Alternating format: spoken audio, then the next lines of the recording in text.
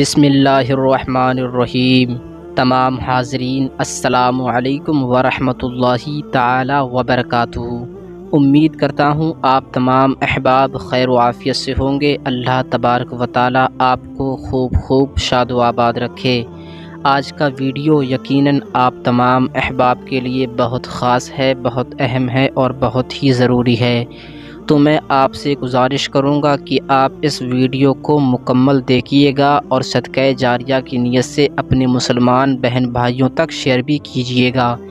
آج کی ویڈیو کے اندر ہم بات کرنے والے ہیں رمضان میں اپنی بیوی کے ساتھ قصداً ہم بستری ہونے والا شخص کیا کرے۔ تو اس کے تعلق سے میں آپ کے روبرو ایک حدیث پاک شیئر کروں گا، آپ اس کو غور کے ساتھ سنیے گا۔ اس حدیث کے راوی ہیں حضرت ابو ہریرہ رضی اللہ تعالی عنہ۔ وہ عرض کرتے ہیں کہ ایک مرتبہ ایک شخص نبی کریم صلی اللہ علیہ وسلم کی خدمت میں حاضر ہوا اور عرض کی کہ یہ بدنصیب رمضان میں اپنی بیوی سے جمع کر بیٹھا۔ آپ صلی اللہ علیہ وسلم نے دریافت فرمایا کہ تمہارے پاس اتنی طاقت نہیں کہ ایک غلام آزاد کر سکو؟ اس نے کہا کہ نہیں۔ آپ صلی اللہ علیہ وسلم نے پھر دریافت فرمایا کیا تم در پہ 2 مہینے کے روزے رکھ سکتے ہو؟ اس نے کہا کہ نہیں۔ آپ صلی اللہ علیہ وسلم نے پھر دریافت فرمایا کیا کہ تمہارے اندر اتنی طاقت قوت ہے کہ 60 مسکینوں کو کھانا کھلا سکو؟ اب بھی اس کا جواب نفی میں تھا۔ راوی نے بیان کیا پھر نبی کریم صلی اللہ علیہ وسلم کی خدمت میں ایک تھیلا لایا گیا جس میں کچھ کھجوریں تھیں۔ پھر سرکار صلی اللہ علیہ وسلم نے فرمایا کہ اسے لے جا اور اپنی طرف سے محتاجوں کو کھلا دے۔ اس شخص نے کہا میں اپنے سے بھی زیادہ محتاجوں کو، حالانکہ 2 میدانوں کے درمیان کوئی گھرانہ ہم سے زیادہ محتاج نہیں۔ آپ نے فرمایا کہ پھر جا اپنے گھر والوں کو اس سے کھلا دے اور خود کھا لے۔ دوسری روایت میں نبی کریم صلی اللہ علیہ وسلم کے زمانے میں ایک شخص نے اپنی بیوی کے ساتھ دن میں جمع کرنے کی وجہ سے روزہ توڑ دیا، تو رسول اللہ صلی اللہ علیہ وسلم نے اسے حکم دیا کہ وہ ایک غلام آزاد کرے، یا 2 مہینوں کے لگاتار روزے رکھے، یا 60 مسکینوں کو کھانا کھلائے۔ اس نے کہا میں یہ نہیں کر سکتا۔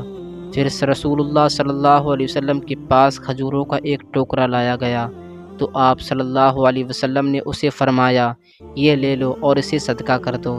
اس نے کہا یا رسول اللہ، مجھ سے زیادہ مدینے میں کوئی ضرورت مند نہیں ہے جو اس کا محتاج ہو۔ تو رسول اللہ صلی اللہ علیہ وسلم ہنسے مسکرائے حتیٰ کہ آپ کے دندان مبارک نظر آنے لگے۔ پھر آپ صلی اللہ علیہ وسلم نے فرمایا تم اسے کھا لو اور اپنے گھر والوں کو کھلاؤ۔ تو اس سے آپ یہ سمجھیں اگر کوئی شخص جان بوجھ کر بغیر کسی شرعی عذر کے روزہ توڑ دے تو اس کے بارے میں جابر بن زید اور سعید بن جبیر نے فرمایا وہ اس کے بدلے میں 1 روزہ رکھے گا۔ ابراہیم نخعی نے کہا وہ 1 روزہ رکھے اور اللہ اسے معافی مانگے۔ بعض علماء نے اس حدیث سے استدلال کرتے ہوئے کہا ہے کہ عمدن روزہ توڑنے والا 1 روزے کے بدلے میں 2 مہینے روزے رکھے گا۔ رمضان کا کوئی روزہ چھوڑنے کا کفارہ۔ ابراہیم رضی اللہ تعالی عنہ کہتے ہیں کہ نبی کریم صلی اللہ علیہ وسلم کے پاس ایک شخص آیا، اس نے عرض کیا میں ہلاک ہو گیا۔ آپ نے فرمایا تمہیں کس چیز نے ہلاک کر دیا؟ اس نے کہا میں نے رمضان میں روزے کی حالت میں اپنی بیوی سے صحبت کر لی، ہم بستری کر لی۔ آپ صلی اللہ علیہ وسلم نے فرمایا تم ایک غلام آزاد کر دو۔ اس نے کہا نہیں۔ پھر آپ نے کہا تو 2 مہینوں کے روزے لگاتار رکھو۔ آپ نے کہا میں یہ بھی نہیں کر سکتا۔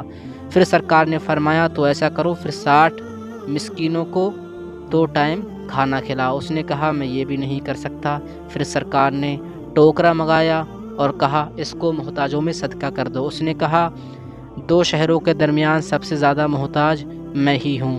سرکار نے فرمایا تو اسے کھا لو۔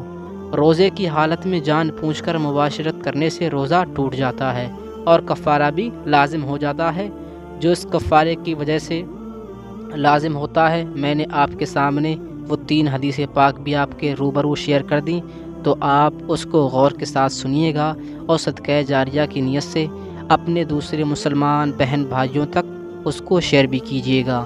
اللہ آپ کو خوش رکھے اور تمام تر مسلمانوں کو بہت خوش رکھے، آباد رکھے۔ ملتے ہیں اگلی ویڈیو میں۔ السلام علیکم ورحمۃ اللہ وبرکاتہ۔